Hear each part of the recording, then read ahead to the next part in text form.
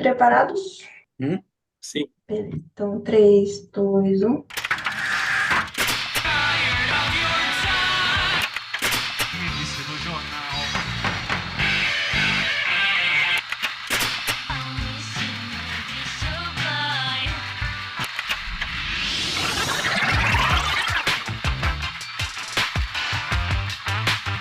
E aí, pessoal, eu sou a Ana Bus e sejam bem-vindos a mais um Joguinho Entrevista.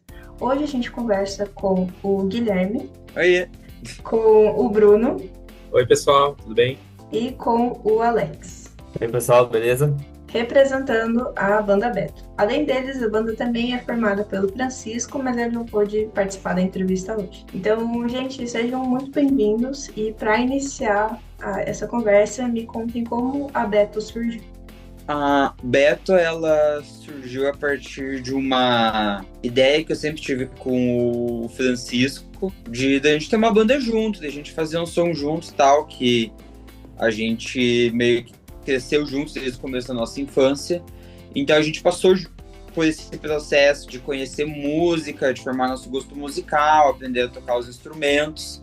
A gente passou por todo esse processo ao mesmo tempo, assim. Então foi chegando no momento que a gente queria fazer um som, que a gente queria fazer nossas próprias músicas e tudo mais. E daí o Chico, ele me apresentou o Alex primeiro. E daí a gente tocou um tempinho só nós três, só alguns ensaios. Daí a gente chamou o Bruneco. E daí essa é a primeira, né, e única formação da banda Beto. Então começou em 2018, finalzinho de 2018. E daí 2019 foi quando a gente começou a fazer show, gravar, compor, tentar fazer um pouco mais de barulho, né, digamos assim. Mas a Beto começou a princípio dessa ideia, minha e do Francisco, e daí agora a gente tem o privilégio de contar com a visão do Bruneco e do Alex também. E agora é um negócio que já é, assim, tudo junto, né? Foi uma coisa que começou com uma ideia só nossa, mas agora é uma coisa que a gente gosta muito de sempre estar muito junto na composição, nas decisões e tudo mais, porque eu acho que é a única maneira que a gente consegue fazer as coisas mesmo. Que legal. Legal considerar a banda como um todo, assim, não um projeto como de vocês, né? Não só de duas pessoas. Isso é muito interessante. E no release vocês falam que a Beto nasceu com a proposta de registrar a essência da vida em Curitiba. O que exatamente da cidade mais marcou vocês musicalmente e emocionalmente na hora de compor? Olha, acho que isso é uma visão que deve mudar muito, né, de cada um, mas para mim, pelo menos, a parte de Curitiba que mais me pegou foi até no primeiro EP e tudo mais, é uma certa tristeza, às vezes, das pessoas que moram aqui, que estão aqui há muito tempo, parece que sempre querem buscar alguma coisa na praia ou em SP para fazer, e daí quando voltam para cá, é uma cidade meio marcada pela sobriedade de estar no seu dia a dia.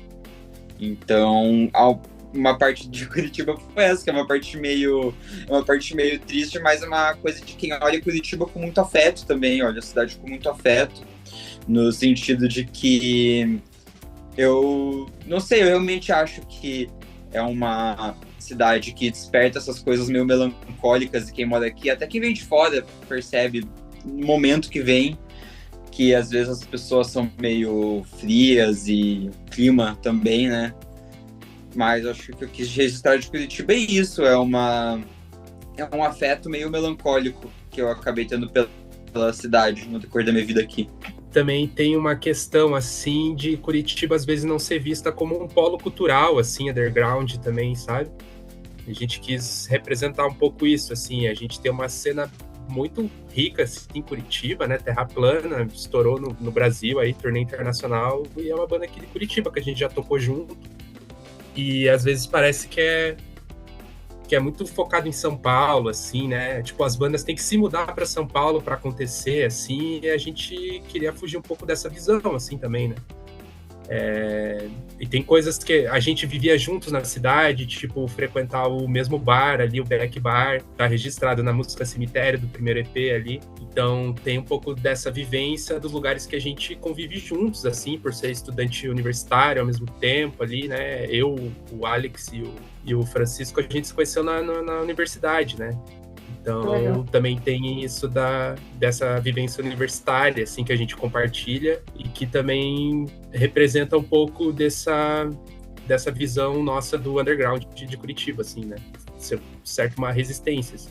Perfeitamente colocado. Tem muito sentido isso que você falou, porque realmente a cena de Curitiba é muito forte e a gente vem muito forte nisso também. Tem Terra Plana, tem a própria Jovem Dionísio que estourou e fazia underground aqui também. Então, é muito legal trazer isso no som, né? Tipo, tentar mostrar que estamos aqui, porque é muito brabo. E Curitiba sendo a capital do rock, né? Também, então é bem interessante.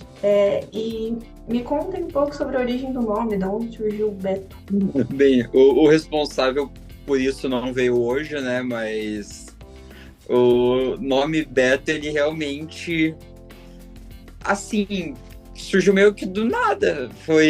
A gente tava sem nome pra banda, pra você ter uma noção, o nome antes era Pato Mandarim. Era uma coisa assim, tipo, tá, o nome é um nome divertido, né? Um nome legal. Só que do nada, o Chico um dia veio com uma ideia, tipo, Beto. Só Beto, assim. E daí a gente formou a banda Beto.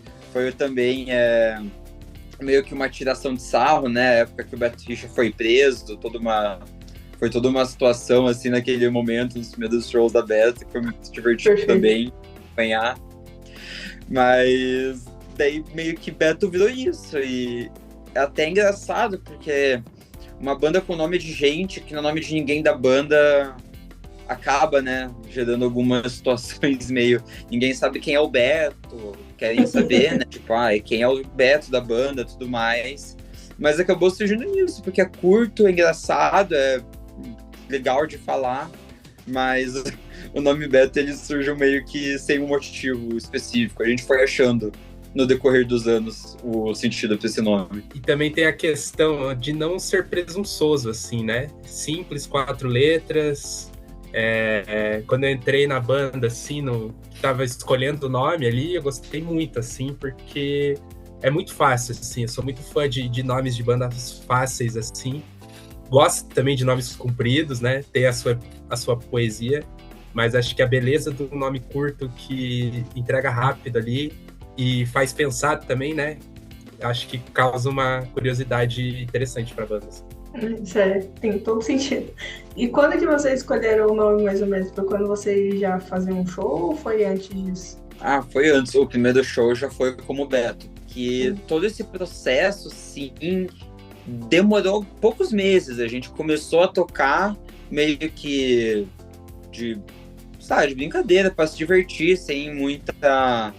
A gente não tinha muito isso, vamos gravar EP, vamos gravar álbum e tudo mais. Foi só quando juntou a gente ficou, isso aqui é muito bacana, vamos botar pra frente, que surgiu. Então, esse nome Beto já veio bem no começo, nem sei se a gente tinha música ainda, quando virou a banda Beto. A gente nem chegou a usar o Pato Mandarim oficialmente, era só um nome, tipo, naqueles primeiros ensaios na casa do Roda, assim. E aí, logo depois a gente falou, não, vamos ter que arrumar um nome oficial para daqui pra frente poder usar em shows e tudo mais, né? Porque aquilo era muito improvisado, assim. Não, perfeito. Mas Pato Mandarim é um bom nome também, apesar de ter essas estranhas quando fala, mas é um bom nome, assim, tipo, sem carne de texugo, assim, você joga no ar. Exatamente. E vocês já passaram por gêneros que vão do indie ao shoegaze, post-rock e até ecos da bossa nova. Como que essa mistura surgiu? Ela surgiu naturalmente ali? Tem algum artista ou cena que influenciou mais vocês? Nossa, eu acho que tem, e eu tenho certeza que cada um vai trazer, né, as suas referências e tudo mais, mas eu acho que uma referência que eu tive para começar foi meio que uma cena de indie rock que tava tendo lá por 2017, naquela época, quando tava surgindo o Bulgarins, tinha aqui Trombone de Frutas em Curitiba e outras bandas assim desse momento que me inspiravam bastante, pelo menos em trazer na brasilidade uma coisa mais do indie, uma psicodelia que já não era tanto aquela psicodelia dos anos 60 e 70 e tudo mais. E com o tempo eu comecei pegando outras referências do indie rock, do shoegaze no decorrer dos anos, mas esse foi um som que de certa maneira foi encontrando a gente, porque eu sempre gostei de compor em formato bossa nova. Eu tocava no violão, fazia uns acordes, uma levadinha de bossa nova, daí quando eu ia trazer pra banda não ficava tão bom, eu tinha que tocar em outra levada, daí cada um foi trazendo a sua própria dinâmica pra banda. Eu acho que essa mistura também de ritmos vem muito de como a gente trabalha as nossas diferenças em relação à nossa visão musical, que em volta e meia a música tá indo por um caminho, daí o Alex faz uma levada que leva para outro, o Bruneco faz uma coisa na guitarra, tem um arranjo, um timbre que leva para outro lado. Então acho que essa constante mudança, essa gama de sons que a gente foi fazendo no decorrer dos anos, ela funciona também como uma maneira da gente comunicar nossas referências e de como uma coisa que na nossa cabeça soa de uma maneira, com a banda ela muda completamente. Porque quando eu comecei a fazer o som da Beto, eu não sabia o que era shoegaze, nunca tinha escutado esse termo na minha vida. Ou sei lá, que era indie rock, essas coisas assim. Eu não conhecia muito dessas coisas. Daí foram me falando, eu fui conhecendo, eu fui ver que se encaixava melhor. Mas tenho certeza que, sei lá, cada pessoa da Beto vai ter uma visão sobre como a gente chegou no nosso som. Eu acho que é uma mistura de muita... Tipo, cada um tem suas influências, a gente vai misturando tudo, assim.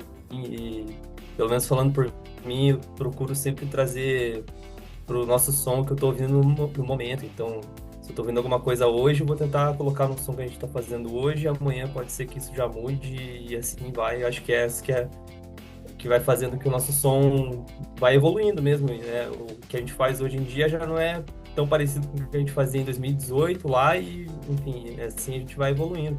São muitas influências, e também acho muito legal que, tipo, às vezes a galera depois de um show vem falar, o som de vocês, aquele som lá específico é meio, sei lá, psicodélico, por exemplo, e a gente nem tem a pretensão de fazer isso, sabe? Tipo, na hora de compor a gente não pensou nisso, mas as pessoas que escutam têm essa outra visão e trazem essas outras referências que às vezes se aproximam do nosso som, às vezes bandas que a gente nem conhece e trazem pra gente, assim. Então acho que é muito legal isso também, de trazer as nossas referências e agregar com que a galera que ouve a gente também tá ouvindo, né? É muito legal isso. E tem coisas que a gente gosta em comum, assim, tipo, sei lá, loop de loop, title fight, coisas de post-hardcore, de indie brasileiro, shoegaze também, bastante, assim.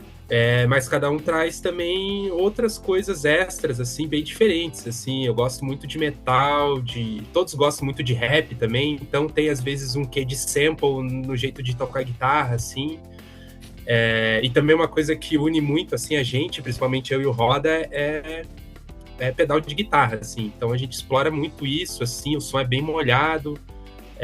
Ou quando não tá muito, tipo, delay, reverb, é muita distorção, assim, que já é uma característica do shoegaze, assim. A gente não pode dizer que é shoegaze a banda, mas tem um tempero ali, assim, de uma guitarra bem distorcida, uma música que vai até a metade de um jeito, daí entra a distorção estourada, assim, na cara. Então, essas coisas, assim, a gente também foi descobrindo aos poucos, assim, como fazer, o que a gente vai gostar de fazer, o que é legal.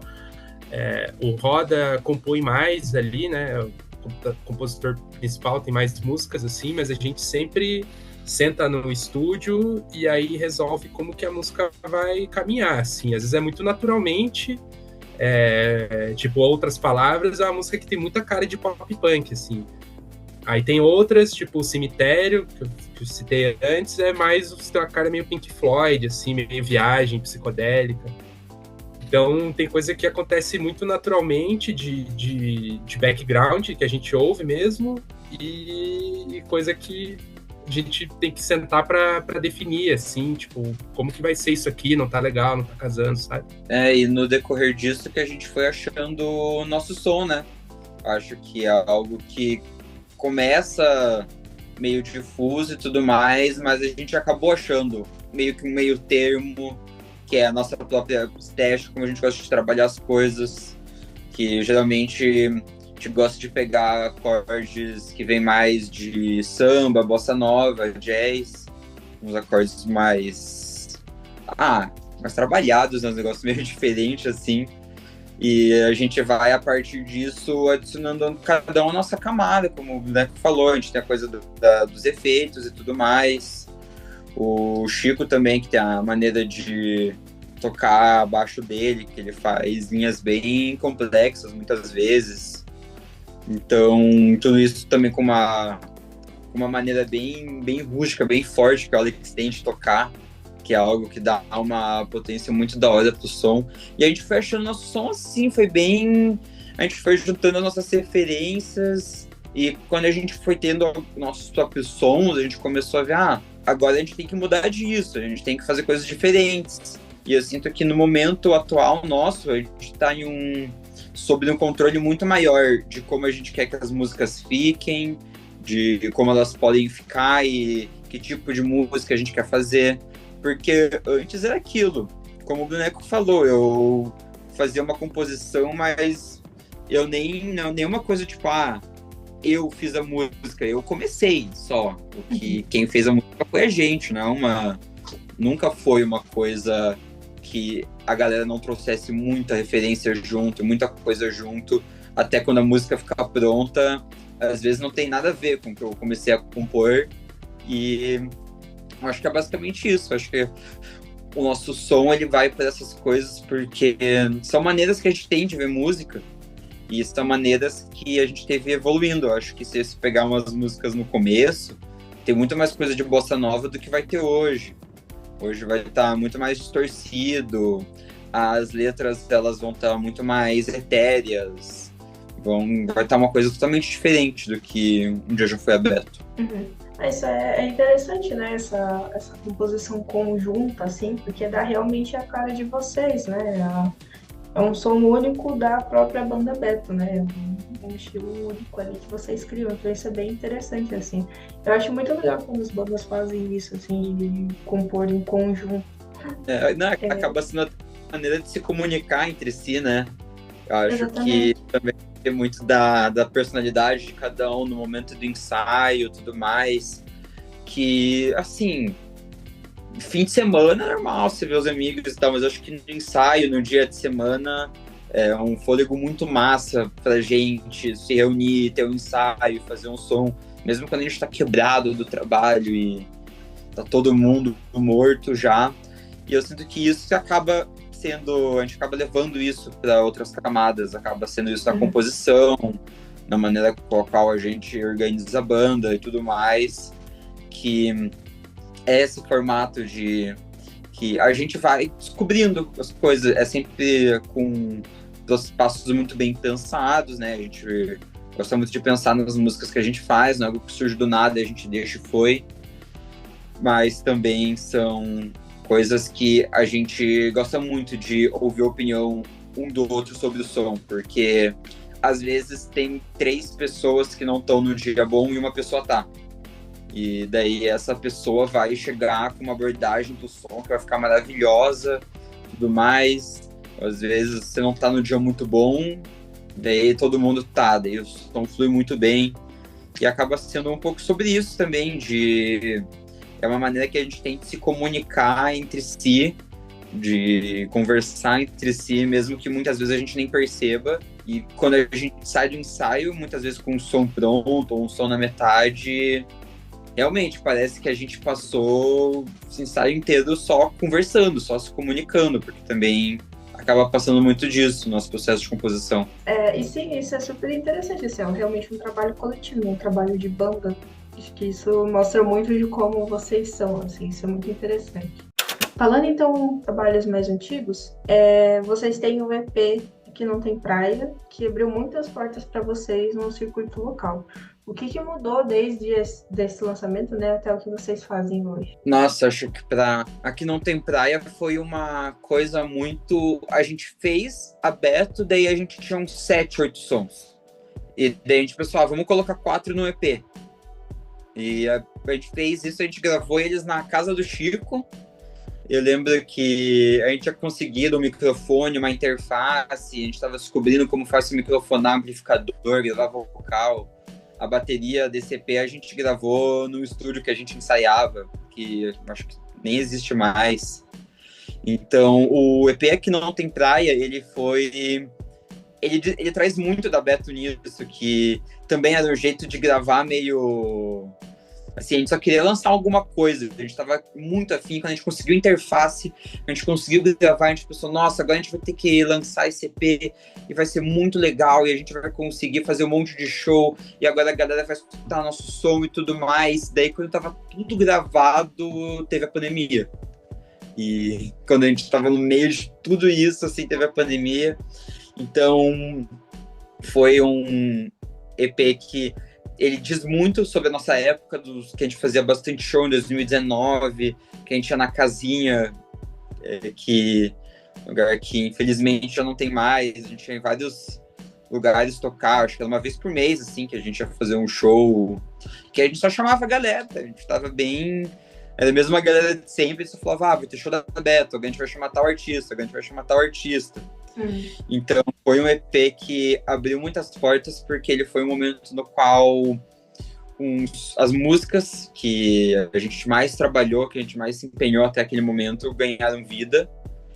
E depois disso, daí teve a pandemia, né? Que acho que foi um momento de hiato, foi um momento muito estranho para tudo. E a Beth também acabou entrando, a gente nunca entrou num hiato mesmo, mas depois da pandemia a gente foi um momento que a gente fez menos shows e tudo mais, e enfim, daí agora eu acho que a gente tá conseguindo voltar a uma rotina de gravação, de expor essas músicas, porque o nosso segundo EP, inclusive, ele traz as músicas dessa mesma levada, dessa mesma leva de músicas, assim, que a gente fez em 2018, 2019, que, se não me engano, a música mais recente desse EP é Outras Palavras, que eu fiz no começo de 2020, assim. Então, eu acho que de Aqui Não Tem Praia pra cá, o que mudou foi principalmente a nossa maneira de ver música, que a gente realmente, até pela época que a gente tava da nossa vida, a gente só queria lançar um negócio, se ficar um pouco chiado é porque é indie mesmo, é porque o negócio é underground mesmo, tá chiado e tanto faz. E agora a gente já está em nível de preocupação, de maturidade com o que a gente lança muito maior, até porque quando você vai sendo uma pessoa com mais maturidade, naturalmente você quer se expressar, você quer fazer sua música de uma maneira que reflita os processos pelos quais você passou. Sim. Então, hoje em dia a gente já está agora, voltamos a gravar, a gente vai estar lançando o som já no começo do ano que vem, e nessa... As músicas dá pra ver que são músicas muito bem acabadas, são coisas que têm uma identidade estética muito mais coesa do que tinha antes, que era um desespero pra lançar coisa, porque a gente tava com aquele monte de música que a gente adorava, que a galera que ia no show adorava, e a gente tava louco pra lançar aquelas músicas, e às vezes dá até pra ouvir no EP aquela pressa que a gente tinha, e não uma pressa de quem quer fazer mal feito, mas uma pressa de quem precisa falar algo que a gente não está lançado ainda. Foi os sons da Beto, foram os primeiros sons meus que eu lancei de qualquer maneira, então eu senti que não foi que demorou 6 meses pra gente lançar, eu senti que demorou 23 anos pra gente lançar aquele EP, porque era algo que a gente queria muito que acontecesse, e no segundo EP eram as músicas dessa mesma leva, só que com um nível de refino um pouco maior na gravação, na mixagem, tudo mais, mas eram músicas da mesma época. Então, as coisas que foram mudando pra gente foi principalmente como a gente se percebe, como a gente percebe música, como as coisas foram acontecendo pra gente. e como agora a gente já não precisa mais de toda essa pressa, que agora a gente já tem muito mais carinho pelo processo, né, do que a gente tinha antigamente. O ponto que eu ia trazer é sobre também o processo de gravação em si, né? Porque até a gente gravar, a banda só existe localmente, né? É só para quem vê ao vivo ali, um número muito limitado de pessoas, porque, né, underground, ninguém conhece, é os amigos, basicamente, assim. E a gente tinha essa ânsia de gravar, de lançar, e muitas vezes não sabe como fazer isso, né? A gente teve a ajuda de alguns colegas ali, de alguns amigos, para aprender a fazer a gravação e tal. E acho que essa característica lo-fi, assim, tá registrada, assim. Às vezes eu ouço de novo lá e fico, putz, essa bateria tá foda, tá ligado? Mas daí eu penso que é tão legal, tipo, a gente ter gravado isso, sabe? A gente foi no estúdio, alugou uma hora normal, levou 3 microfones lá, pesquisou no YouTube onde que põe o microfone, onde, tipo, põe um no bumbo, um na caixa, um no prato e vai, sabe? Então, acho que isso também tem um lado do faça você mesmo, assim, sabe? Sim. Que, tipo, é um lema punk, assim, mas é do underground também, é de quem quer fazer música e não tem os benefícios de lançar já numa gravadora e tal. Esse é muito o processo de fazer música hoje, né? Tipo, você só entra numa gravadora quando você tá muito estourado, assim. Ninguém começa já gravando no estúdio, assim. E pra gente fazer uma gravação boa no segundo EP, dependeu muito de ter feito sozinho essa primeira. Eu nunca estudei no metrônomo, assim. E daí, de repente, tem um clique na tua orelha lá. E você tendo que tocar no tempo certo. E, ao mesmo tempo, eu tava gravando na casa do Chico. Dava pra errar infinitas vezes, assim. E aí depois, agora que a gente gravou pagando hora de estúdio, aí a gente já sabe como que funciona, já treina em casa bem antes e torna o processo muito mais fácil. Assim, eu e o Roda, a gente tava gravando sábado agora, guitarra, assim, e dá pra ver muita evolução, assim, tipo, eu erro mais, assim, mas dentro do que era antes, sabe? Então isso é muito legal, que dá pra ver a maturidade na forma de tocar e de gravar, assim. Quando a gente fala pra pensar na gravação do primeiro EP, parece muito mais que foi um rolê, né, do que qualquer coisa. Parece muito mais que a gente chegava lá na casa do Chico, dava um rolê, daí a gente gravava, daí a gente experimentava com os efeitos, daí a gente guardava os nossos equipamentos, continuava no rolê lá, ficava de boa um tempo. Então, quando eu paro para pensar na gravação de Aqui Não Tem Praia, foi algo divertidíssimo de fazer. Foi algo que a gente tava sempre tirando uma pira, até nos momentos que era mais sério, que a gente precisava se concentrar mais, ainda era divertido. E, se não me engano, foi uma época que o Chico tava mudando de apartamento e tudo mais, e no Aqui Não Tem Praia, a gente gravou em 3 casas diferentes do Chico. Era uma coisa que gravava em uma, daí a gente ia lá em outra, daí a gente já montava os equipamentos, tudo. Então tem um monte de vezes que, assim, não era nenhuma coisa, vamos marcar e tal. Eu falava com o Chico, tá de bobeira, vamos gravar essa agora. Demorou, vamos.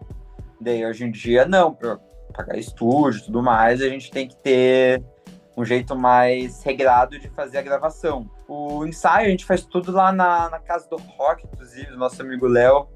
Daí o ensaio também a gente leva já um pouco mais a sério, até porque tá todo mundo lá cansado depois de trabalhar e tal. Mas ainda é um processo no qual a gente se diverte mais fazendo. Não, legal. E o que o Bruno falou é muito verdade, que, tipo, qualquer coisa mais underground do que o faça você mesmo, acho que não tem. Mas eu acho muito legal isso também, porque hoje em dia a gente tem bastante estúdio que dá esse apoio, né, tanto para ensaio quanto para gravação. Então a gente tem bastante estúdio aqui em Curitiba, tipo Casa de Fundo, o Estúdio Bunker, enfim, esses locais assim, que eles conseguem dar esse apoio também, né? Então é bem, bem interessante. E Canção do Amor Amado e o especial de Natal da Banda Beta, eles têm vibes muito diferentes, né? Vocês sempre gostaram de experimentar isso dentro de cada single? Eu acho que a gente sempre fez uma divisão entre as nossas músicas, assim, mais de banda e as nossas canções. Canção do Amor Amado e Precipício, o primeiro EP que a gente tem, são canções que o Chico fez. E daí, um dia ele me mostrou aquelas músicas, e são músicas que têm uma cadência super leve, não leve, né, mas mais lenta, tudo mais, e a gente resolveu que não precisava de bateria, que a gente podia deixar daquele jeito mesmo, e a gente queria lançar os dois, né, porque a gente, tanto Aqui Não Tem Praia, quanto Canção do Amor Amado e Precipício, a gente queria lançar já os dois, a gente estava com os dois prontos, e são dois formatos, assim, que... eu diria que é meio que um lado B da banda Beto, que é quando a gente só resolve fazer essas canções. Que no primeiro foram duas do Chico, que ele trouxe ainda bem no começo, e as outras duas foram músicas que a gente também gravou na casa do Chico. Acho que isso já foi um pouco depois da...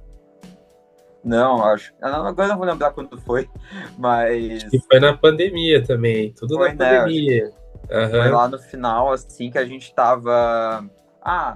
sem muito o que fazer, daí eu gravei aquelas duas, e o nosso amigo Casara deu uma força lá no vocal também. E eu acho que são só isso, acho que são só essas maneiras que a gente tem de trazer uma música diferente, e daí nesse caso acho que a gente investe nesse formato, que esses mini EPzinhos, esses singles que a gente lança de 2 músicas, na qual elas não têm muito a ver com o que a gente vai lançar depois, mas ainda são músicas que a gente que são feitas nesse sentido mesmo, mas faça você mesmo, a gente mesmo grava e tal. Tanto que quando a gente gravou o especial de Natal, a gente não tinha nenhum... A gente gravou tudo na casa do Chico também, né? Foi tudo naquele formato. A gente microfonou o meu violão e fez isso. Tanto que essas são as nossas únicas músicas que tem violão. Todas as outras músicas a gente só faz com guitarra. Dessas são as únicas músicas na qual a gente tem violão. E eu acho que esse talvez seja o nosso maior aceno a essa nossa fase bossa nova, MPB, e a essa referência que a gente construiu no começo da nossa trajetória. Entendi. E falando então um pouco do lançamento mais recente, que vocês até comentaram, que é o Inclusive, as faixas desse EP, eles exploram bastante contradições como saudade e desprendimento. De onde tiveram esses acontecimentos? Como foi esse processo de composição de letra, enfim, dos instrumentais e tudo? Nossas letras, elas variam bastante, porque eu acho que foi um momento no qual... Pelo menos quando eu fiz essas letras, 3 delas, né, que é Na Sua Vida, Outras Palavras e Precisamos Falar de Mim, são músicas que eu fiz em um momento de um desgaste emocional muito grande, que eu acho que 2019, embora tenha sido um ano muito divertido, foi um ano emocionalmente para mim muito, muito intenso, no qual eu passei por diversas coisas que fizeram eu realmente chegar em nível de cansaço. E quando a gente vê Precisamos Falar de Mim, é meio que uma vontade de querer que as pessoas saibam que sabe, eu preciso fazer as coisas sobre mim agora, eu preciso conversar sobre mim, eu preciso ser o tema dessa conversa que a gente está tendo agora. E Outras Palavras também é uma coisa do cansaço, é uma espécie de nostalgia, mas não tão boa, assim, às vezes. E Na Sua Vida também é um sentimento meio um amor de saco cheio. Um amor de quem já tá um pouco mais, assim, saturado, né? Mais cansado. E 15 para as 2 é diferente porque é uma música que eu fiz quando eu tinha 17 anos. 17 não, quando eu tinha 18 anos. Então é uma música que eu já tinha muito tempo feita, que eu peguei aqueles acordes, assim, aleatoriamente, vendo TV, eu tava vendo o cara tocando, vi uns acordes novos e experimentei com som com eles. E a letra de 15 para as 2 me veio de uma vez, assim, eu comecei a escrever uma hora, daí eu comecei a fazer um negócio com é as consoantes, que o primeiro verso é com P, que era parei pra pensar e não pensei 2 vezes. E a segunda era com S, do só seria singular se você se envolvesse. Então eu comecei a brisar nisso das vogais, das consoantes, de fazer coisas de linguagem. Eu acho que é uma das letras que eu mais me esforcei pro sentido técnico, assim. Que era uma época que eu tava descobrindo literatura também. Daí eu queria fazer algo que soasse mais rebuscado, assim. Talvez eu tenha tentado demais na época, mas daí ficou legal a música. E era uma coisa que a música era uma MPBzinha, assim, bem de boa, e quando eu comecei a tocar com os piás, virou aquela intro, uma pegada muito mais dinâmica, que acaba com umas paradas que, assim, tem um arranjo muito da hora do Bruneco também no final. Então, acho que 15+12 é um exemplo de como eu fiz uma parte daquela música que foi a de começar esse processo, mas quem faz a música mesmo é a Beto como entidade, né? Dá pra dizer que dá até pra personalizar o Beto, dizer que foi o Beto que terminou de fazer essa música pra gente, porque foi uma coisa que começou muito do nada. Mas eu acho que isso acaba formando também, até na letra de 15+2, isso acaba formando uma coisa de quem meio que quer parecer mais descompromissado do que realmente é, e de uma exaustão emocional muito grande. E essas composições, elas vieram na mesma leva de Aqui Não Tem Praia. Então, foi tudo aquilo. Em 2019, a gente ensaiava 2 vezes por semana. Acho que era 2. E daí, a gente tinha muito tempo junto para compor, para fazer as músicas. A gente achou toda hora. Então, chegava numa época que a gente estava fazendo música toda hora e estava saindo muito fácil. E daí já saiu nessa mesma leva o EP, inclusive, e Aqui Não Tem Praia. Então foi tudo meio que nesse mesmo rolê. O que mudou mais foi a gravação mesmo, que na gravação de Inclusive a gente teve um tato maior com isso. Mas acho que esse EP, inclusive, ele fala também, é um EP que fala de amor, mas de uma maneira mais cansada, assim. E ao contrário de Aqui Não Tem Praia, que já tem uma pegada um pouco mais irônica e acho que um pouco mais jovem até. Não, perfeito. E, gente, o que vocês querem levar da Banda Beto para as pessoas? Olha, eu acho que o que eu quero levar da Banda Beto para as pessoas acho que a nossa visão que a gente tem de que a gente é como pessoa, eu diria, porque o que a gente quer levar mesmo é minha música, né? Eu quero que as pessoas escutem coisas que eu pensei em algum outro momento. Acho que isso me deixa muito realizado quando eu vejo alguém falar sobre uma letra. Acho que uma letra que falam, para mim, algumas vezes é sobre Aqui Não Tem Praia, que, enfim, daí todo mundo fala, me identifiquei muito, aquilo falou muito comigo por causa do momento que eu passei. Então, acho que o que eu quero passar para as pessoas é como a gente se sente, as coisas que a gente acha, as coisas que a gente pensa através da nossa música, mas também fazer com que, e eu acho que isso até é uma coisa um pouco egoísta da minha parte, mas fazer com que eu seja ouvido, assim, o que eu quero com a Beto é ser ouvido.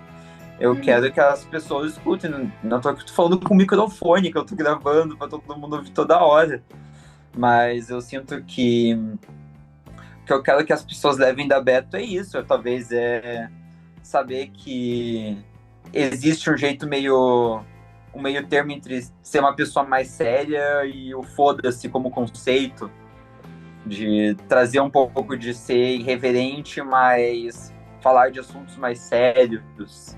E até porque, não sei, eu acho que muitas vezes uma coisa que eu percebo muito em música, que foi que fez eu começar a escrever, é que, sei lá, às vezes eu vejo pessoas falando de, sei lá, de se expressar e tudo mais como se fosse uma coisa que somente funciona para somente funcione em momentos felizes. Então você passar coisas felizes para as pessoas e tal. Eu acho que não precisa ser triste, mas eu acho que a Beto, eu quero que as pessoas levem que é um pouco mais sério do que a gente pode demonstrar às vezes. Difícil explicar, desculpa, difícil explicar. E musicalmente também tem o lance de tocar rock, assim, né? É um grande sonho, assim, poder subir num palco e tocar guitarra com os meus amigos, assim, sabe? E a primeira vez que a gente tocou em São Paulo foi esse ano, assim, e geralmente a gente conhece o público, são nossos amigos, conhecidos, né, amigos de amigos, e dessa vez era um público novo, assim, então foi muito prazeroso ver as pessoas que nunca ouviram aquela banda se conectando com aquilo, sabe? Com a energia que o rock tem, assim. A gente tem umas músicas menos animadas, dá pra chamar, assim, mais shoegazão, assim, parado, mas também tem umas bem animadas e a galera pulando, gritando, cantando, assim. Eu acho que isso gera uma conexão e é um tipo de energia que as pessoas estão gastando ali, sabe? Você tá junto com outras pessoas por um motivo, que é se divertir, entretenimento, e de alguma forma isso vai tocar ela, sabe? Aquele pedal que eu liguei aquela hora, alguém vai achar legal, tá ligado? Ou vai odiar também, e tudo bem, tipo, pode odiar, normal, né? Todo mundo odeia várias coisas. Mas de a gente conseguir tocar junto, ver a galera cantando, tipo, se divertindo no palco e ver a galera, tipo, batendo cabeça, sabe? Fazendo mosh nas músicas mais pesadas. Então é muito prazeroso e gratificante poder, sabe, distribuir um pouco dessa nossa energia, né? E ver a galera, tipo, se animando com isso, ou sei lá.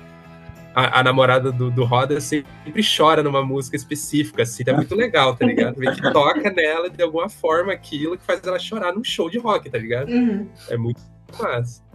É a próxima que vai sair, hein? Propaganda já, né? Não, é massa ver a galera se identificando não só com as letras, mas com o som mesmo, igual o Bruno falou, tipo, e sempre cada show novo vai ter um público novo que identificou alguma parada nova que às vezes a gente nem tava ligado, assim. Então esse é o negócio mais gratificante, eu acho, de tocar, porque é isso, a gente leva a nossa visão de mundo, das músicas, de tudo que a gente tem, e recebe em troca isso do público também, o que é muito foda, assim, é gerar esse diálogo e não só a pessoa, tipo, gostar por gostar, tipo, legal teu som, ponto final, sabe? Não, sempre tem essa curiosidade, assim, como que foi o processo, o que a gente quis trazer e tudo mais. Então, para mim, é o que é o mais gratificante, assim, é esse, sei lá, esse pós-show, pós-lançamento que a gente consegue falar sobre com todo mundo e que não fica preso só dentro da banda ali, do estúdio, sabe? Que legal. E além da música, na verdade já nem o spoiler, né? Mas faz propaganda da música e me contem quais são os planos pro ano que vem. Se quiser contar spoiler também pode. Assim, a gente quer lançar uns singles, né? E começar a trabalhar no álbum, assim. Porque já chegou a hora da gente ter o álbum da Beto, assim, né? A banda aí tem vários anos. A pandemia atrapalhou bastante a nossa caminhada, né? Tipo, não tinha como se reunir. A gente tinha coisas gravadas, muita coisa, o EP inteiro gravado, por exemplo, que aí a gente ficou, vamos lançar quando isso daqui, né? Será que vai acabar logo esse negócio? Passou um mês, 2, né? Não, vamos lançar porque vamos ficar guardando esse ouro aqui, né? Mas chegou a hora de ter o álbum, assim, então esse ano é para trabalhar nisso e fazer bastante show, assim. Então aí, pessoal que booka show aí, ó, pode chamar que estamos com vontade de tocar, sede de fazer rock aí pra galera. Perfeito. Então, meninos, chegando no final da entrevista, eu deixo um espaço para vocês deixarem um recado para quem está ouvindo a gente. Acho que um recado para quem está ouvindo é obrigado, né, por ter escutado tanto a gente, obrigado por ter vindo e obrigado também por ter chamado, pelo convite, a gente ter essa oportunidade de falar um pouco sobre A nossa visão aqui é muito importante que existam espaços, né, para que os artistas tenham plataforma para falar um pouco sobre eles, falar um pouco sobre a arte, e não só ser uma coisa de só música e só coisas mais planejadas, e abrir espaço para uma coisa mais orgânica, uma coisa mais vulnerável de falar sobre a sua arte. Então, obrigado por ter chamado, obrigado pelo convite. Foi muito massa ter participado, que também o trampo da Jukebox é um trampo muito massa para cultura, para a cidade, no geral, é muito importante de ocupar esses espaços. E escutem Banda Beto, vai que você gosta, você pode curtir assim, tem umas músicas que são legais, tem umas músicas que podem dialogar mais com você, com uma coisa que você está vivendo, achando, sentido. Então, é isso. Tenha um ótimo dia, um bom fim de ano. Escutem Banda Beto. Muito obrigado. E aproveitando, divulgar nosso Instagram também, @BandaBetoBanda. Agora, nossa amiga Mari tá cuidando aí pra gente, então a gente tem bastante postagem. Tudo que a gente for fazer vai ter lá, show, lançamento, camiseta. Estamos vendendo camiseta para poder gravar mais música. Então, é isso. Sim, muito obrigado mais uma vez aí, Jukebox, por ter chamado a gente. É muito importante ter esse trabalho aí jornalístico e de fomento à cultura da cidade. Obrigadão. Obrigada, gente. Obrigada por terem aceitado. Obrigado. Não, só agradecer mesmo. Valeu pelo espaço e é isso. Ouçam o Banda Beto e nos acompanhem nas redes, porque ano que vem, muito promissor. É isso. Muitos lançamentos, shows, etc. Perfeito. Obrigada, gente. Obrigada por terem aceitado o convite também. Eu adorei a conversa, vocês são muito queridos. E escutem Banda Beto. E para você que nos escutou até aqui também, não esquece de seguir o Jukebox no Instagram, que é @JukeboxWB, e na plataforma que você está ouvindo esse episódio. Sigam também a Banda Beto, como já foi falado nas redes sociais, que é @BandaBetoBanda, mas também estará na descrição. E não deixe de acompanhar o trabalho dessa banda, que é incrível. Escutem Banda Beto, vão em shows e fiquem ligados nas redes sociais. Mais uma vez, muito obrigada pela presença, gente. E obrigada também a você que nos escutou até aqui. E até a próxima.